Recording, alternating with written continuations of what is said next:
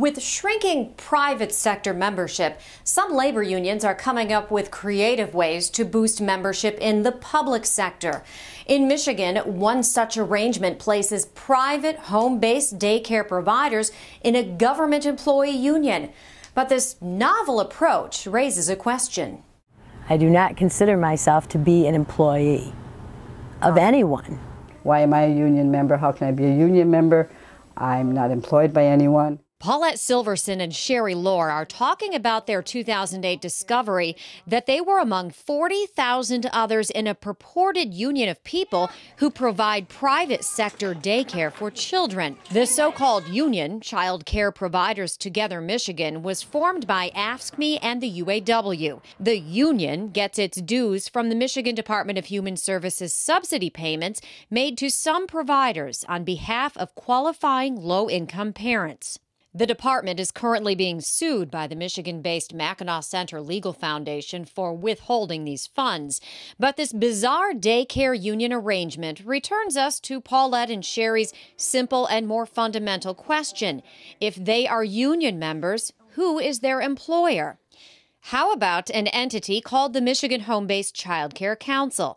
The DHS created this government agency through a supposed interlocal agreement with Mott Community College.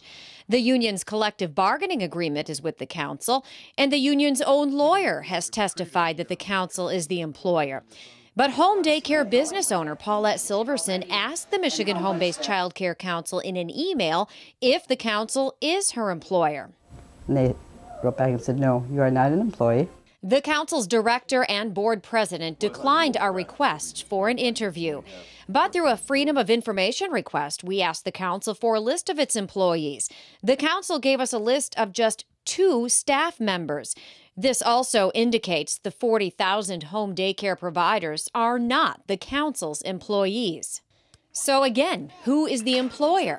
Since the DHS treats these private business owners and contractors as government employees, and takes dues out of the human services subsidy checks, is the DHS the employer?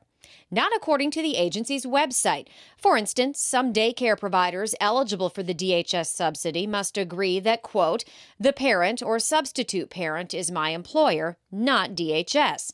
Others, such as a grandparent caring for a grandchild, must agree that they are, quote, considered to be self-employed and not an employee of the DHS. But if the daycare providers aren't employees of the DHS, are they employees of some other state agency?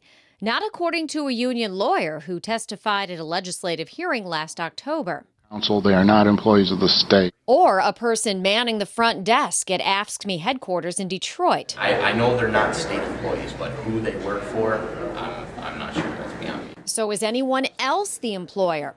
Well, perhaps Mott Community College, the other party to the interlocal agreement that created the council.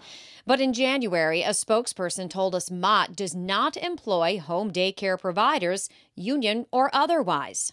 So Mott Community College is not the employer. The Department of Human Services is not the employer. Another state agency is not the employer. The Michigan Home-Based Child Care Council is not the employer. Where does that leave home daycare providers? Okay. They ended up in a government employee union with no clear-cut employer. Exactly, with no clear-cut employer at all, because the people who are paying them the money are the parents. The providers themselves agree. They actually work for my parents and my children.